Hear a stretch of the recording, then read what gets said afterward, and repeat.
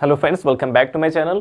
Friends, आज इस video में हम आपको कुछ बहुत ही इंपॉर्टेंट होमोफोन्स बताने वाले हैं जिसका प्रोनाउंसिएशन लगभग सेम होता है, लेकिन उसका जो मीनिंग है वो डिफरेंट होता है।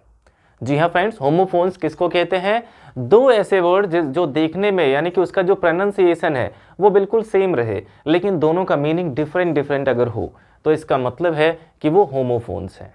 और फ्रेंड्स, अगर आप प्रीवियस 10 ईयर्स का भी क्वेश्चन पेपर देखें तो उसमें जो होमोफोन्स एग्जाम में आते हैं वो ज़्यादातर बहुत ही इजी ही रहते हैं, बहुत टफ होमोफोन्स नहीं पूछे जाते हैं एग्जाम में। वीडियो शुरू करने से पहले आपको बता दें कि इसके पहले भी हमने इस टॉपिक पर कुछ वीडियोस बनाए हैं जिसमें बहुत ही इंपॉर्टेंट होमोफोन्स के बारे में आपको बताया गया है, तो उसका भी लिंक आपको डिस्क्रिप्शन में मिल जाएगा। इस वीडियो को देखने के बाद आप उस वीडियो को भी देख सकते हैं।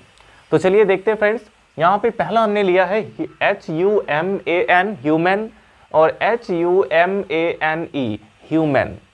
अब देखिए दोनों का जो प्रोनाउंसिएशन है वो लगभग सेम है, ह्यूमन जो प्रोनाउंसिएशन लगभग सेम है, लेकिन दोनों का मीनिंग डिफरेंट होता है। और आपको करना क्या है फ्रेंड्स, आपको इस केवल दोनों वर्ड को एक सेंटेंस में यूज करना है। इसका आपको मीनिंग भी नहीं लिखना है, केवल आपको इसे अपने सेंटेंस में यूज करना है ताकि इन दोनों का जो के मीनिंग में जो डिफरेंस है वो क्लियर हो जाए।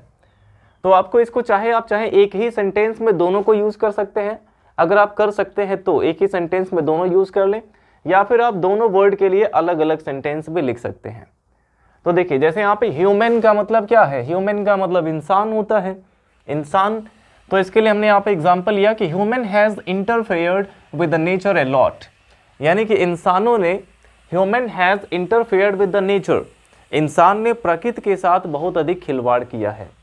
Human has interfered with the nature a lot, इंसान ने प्रकृति के साथ बहुत खिलवाड़ किया है।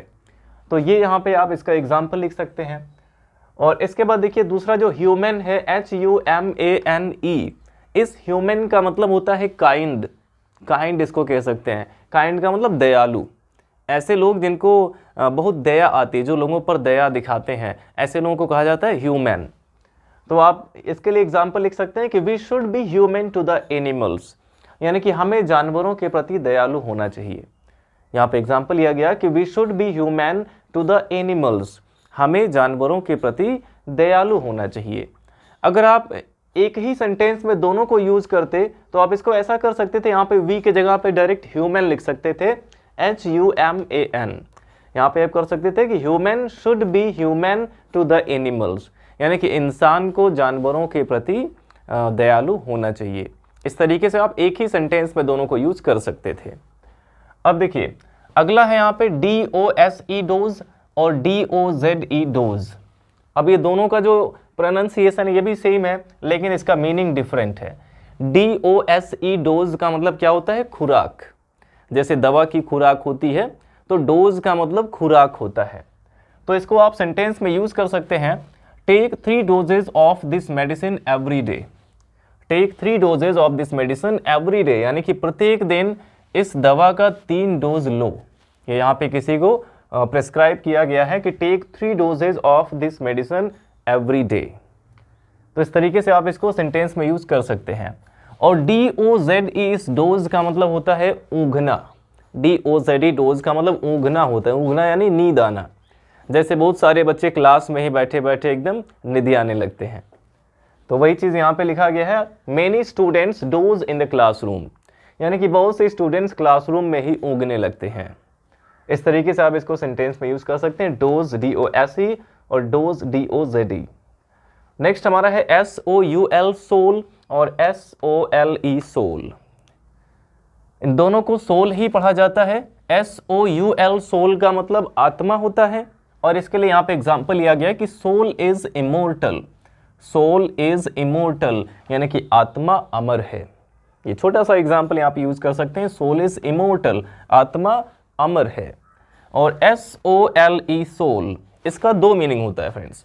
SOLE सोल का मतलब, ये सोल किसको कहा जाता है? जो जूते का सोल होता है, शूज का जो सोल होता है नीचे का हिस्सा, उसको भी सोल कहते हैं। जूता हो गया, सैंडल हो गया, तो उसको भी सोल कहा जाता है। और एक SOLE सोल का मतलब होता है एकमात्र। SOLE सोल का मतलब एकमात्र भी होता है। जैसे Gandhi ji was the sole representative of the sharecroppers, इस तरीके से आपको इंडिगो वाले चैप्टर में बताया गया है कि Gandhi ji was the sole representative of the sharecroppers, यानी कि गांधी जी बटाईदारों के लिए, गल्लेदारों के इकलौते यानी कि अकेले प्रतिनिधि थे। तो इस तरीके से आप सोल का यूज कर सकते हैं। और यहाँ पे लिया गया he got the sole of his shoes repaired, यानी कि उसने अपने जूते के सोल को रिपेयर कराया। तो यहाँ पे देखिए गॉट के साथ थर्ड फॉर्म यहाँ पे रिपेयर्ड यूज हुआ है, यानी कि पॉजिटिव वर्ब की तरह इसमें यूज हुआ है गॉट का। He got the sole of his shoes repaired, उसने अपने जूते का सोल रिपेयर कराया। ऐसे आप इसको सेंटेंस में यूज कर सकते हैं। और SOUL सोल का मतलब आत्मा होता है। आप सीधे कह सकते हैं सोल इज इमोर्टल, यानी कि आत्मा अमर होती है। अब देखिए फ्रेंड्स, अगला यहाँ पे है BALE बेल और BAIL बेल। इन दोनों का भी प्रोनाउंसिएशन बिल्कुल सेम है, लेकिन BALE बेल का मतलब होता है गट्ठर। BALE बेल का मतलब गट्ठर होता है, जैसे घास फूस का गट्ठर हो गया या फिर कपड़े का गट्ठर हो गया, रुई का गट्ठर हो गया, उसके लिए आप बेल का यूज कर सकते हैं BALE। तो एग्जाम्पल यहाँ पे लिया गया, he was carrying a huge bale of cotton. वह कॉटन का यानी कि रुई का ह्यूज बेल, एक बड़ा सा गट्ठर, कैरिंग यानी ढो रहा था। इस तरीके से आप इसको सेंटेंस में यूज कर सकते हैं। और BAIL बेल का मतलब आपको पता होगा जमानत होता है। बेल का मतलब जमानत होता है, जैसे कहते हैं उनका बेल हो गया, वो बेल पर छूट गए, तो बेल का मतलब जमानत है। तो इसको आप अपने सेंटेंस में यूज कर सकते हैं कि the thief was released on bail, यानी कि चोर को जमानत पर छोड़ दिया गया। The thief was released on bail का मतलब है चोर को जमानत पर छोड़ दिया गया। अब इसके बाद लास्ट हमारा है PAIL पेल और PALE पेल। इन दोनों का भी प्रोनाउंसिएशन सेम है, लेकिन दोनों का मीनिंग डिफरेंट है। PAIL पेल का मतलब बाल्टी होता है, PAIL पेल का मतलब बाल्टी है, और PALE पेल का मतलब पीला पड़ जाना, चेहरे का पीला पड़ जाना। तो जैसे यहाँ पे PAIL पेल का एग्जाम्पल यहाँ पे लिया गया, he is carrying a pail of water. He is carrying a pail of water, यानी कि वह पानी की एक बाल्टी लेकर जा रहा था। He was carrying a pail of water, वह पानी की एक बाल्टी लेकर जा रहा था। तो यहाँ पे पेल का मतलब क्या हो गया, बाल्टी, PAIL। और दूसरा जो है PALE, जिसका मतलब पीला पड़ना होता है, तो आप यहाँ पे बता सकते हैं कि when he heard this, जब उसने यह बात सुनी, his face turned pale, तो उसका चेहरा बिल्कुल पीला पड़ गया।